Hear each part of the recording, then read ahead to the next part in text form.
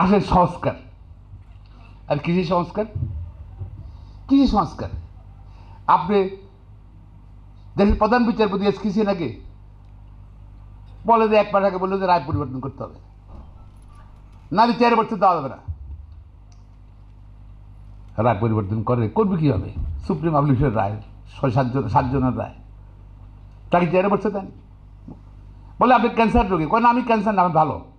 আমি আর জয়নলাল সে প্রেসিডেন্ট, আমি সেক্রেটারি ছিলাম। আমরা ব্যক্তিগত সিনের জন্য না, আমরা চিফ জাস্টিসের জন্য, জুডিশিয়ারি সেভ করার জন্য আমরা বারে ছিলাম, আমরা আন্দোলন করছি, চেষ্টা শেষ পর্যন্ত ছিলাম।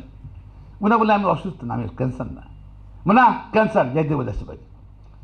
তারপরে গেল ব্যাংকক, চেকার ব্যাংকক বললেন আমি অলরাইট, শারীরিকভাবে আমি ফিট, দেশে আসতে চাই। না নিশ্চিত আছে দেশে আসা, পদত্যাগ করেন। বলে সংবিধান বলছে সহস্তে পদত্যাগ করতে হবে রাষ্ট্রপতির নিকট, আর যেতে চাই যেতে গিয়ে পদত্যাগ করতে হবে, তো কই লাগবে না সংবিধানে, ব্যাংকে পদত্যাগ করে, ব্যাংকে পদত্যাগ করে তারপর নিয়ে আসছি। এখন আমি ওই কদিন কৃষ্ণায় বলছিলাম, আমি একবার গেছিলাম কানাডাতে, আমার ছোটো বোন আবার কানাডা থাকে, ওনার আত্মীয় পাশাপাশি বাসায় থাকে।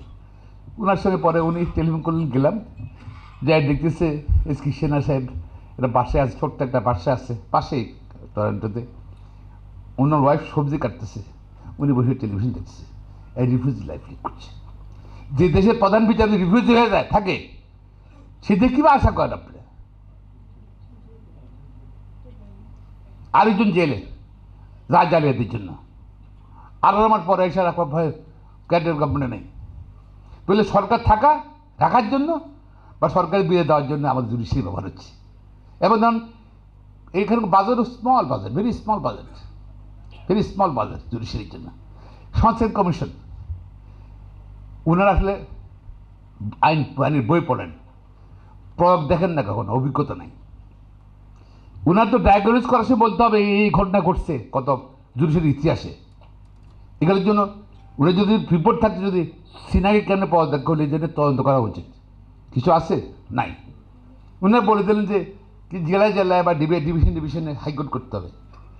আরে আমার জুডিশিয়ারির যে অবস্থা, আমরা তো বলি না, প্র্যাকটিক্যালি কি এখনো স্বজনবৃদ্ধ হয় না এই সুপ্রিম কোর্টে? এখন দলবাজি হয় না, কিছু কিছু আছে তো নাকি? সিজনাল লয়ার তো সবসময় আছে। আমাদের ছোট প্র্যাকটিস, অল্প সময়, আপনার তো অনেক সিনিয়ররা আছে, এক সিজনে এক কিছু লয়ার সিজনের ব্যবসা করে, তাদের ব্যবহার করে কেন? হোয়াই? বিকজ আমাদের জুডিশিয়ারি অ্যাপয়েন্টমেন্টে সমস্যা আছে, প্রমোশনের সমস্যা আছে। আপনি যাওয়া, আবার রিটায়ার করার পর লোভ আছে, কোনো একটা পদ্ধতি পাওয়া যায়, জুডিশিয়াল সার্ভিস কমিশন বা এটা সেটা অনেক কিছু আছে না। এইগুলা ধরেন আমরা কী হবে, ওইগুলো বাদ দিয়ে কি আমরা জুডিশিয়ারি কি স্বাধীন করতে পারবো, সংস্কার করতে পারবো? এগুলো নিয়ে কোনো রিপোর্ট নেই। বলছে কি এখানে এই আইনজীবী সমিতি রাজনীতি বন্ধ করতে, আর যেহেতু আইনজীবী সমিতি কখন রাজনীতি প্যানেল দেয় না কেউ, এখানে কোনো ইয়ে নেই, কোনো মার্কা নাই, কিছু নেই, নিজে নিজে প্যানেল করে সেটা অন্য কথা। কিন্তু এখানে তো ইয়ে নাই, নিউট্রাল থাকে। এখানে মার্কা আছে নাকি, এই মার্কা সে মার্কা নাই। বাট লয়াররা, আমরা মনে করি, আমি বিশ্বাস করি সুপ্রিম কোর্টেও এরকম জায়গা, যেটা সুপ্রিম কোর্ট, প্রত্যেক চিন্তা চেতনা বিশ্বের রাজনৈতিক বিশ্বাস দৈবিক বিশ্বাস আধার থাকতে হবে। এটা এখানে কেউ হস্তক্ষেপ করতে পারবে না। কিন্তু হচ্ছে, এখন হচ্ছে, আগেও ছিল। এই সুপ্রিম কোর্টে ইলেকশন নিয়ে মারামারি দেখেন নেই, তার ইলেকশন শেষ হয়ে তারও মারামারি।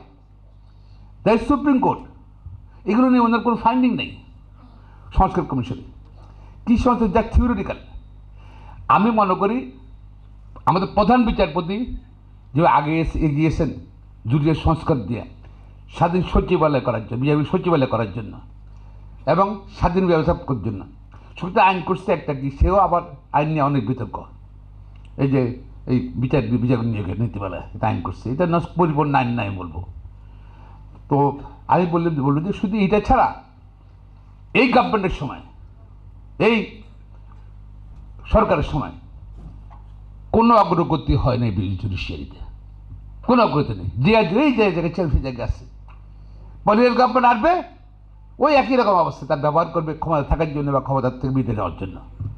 আমরা আমরা কিন্তু সরতে হবে। যদি আমরা একটা সভ্য মানুষ হতে চাই, সভ্য জাতি করতে চাই, সচেতন মানুষ থাকতে চাই নিজেকে, আমি মনে প্রত্যেকটা সচেতন মানুষেরই লয়ের উচিত, যেই দল রাজনৈতিক দল করেন আপনার ব্যাপারে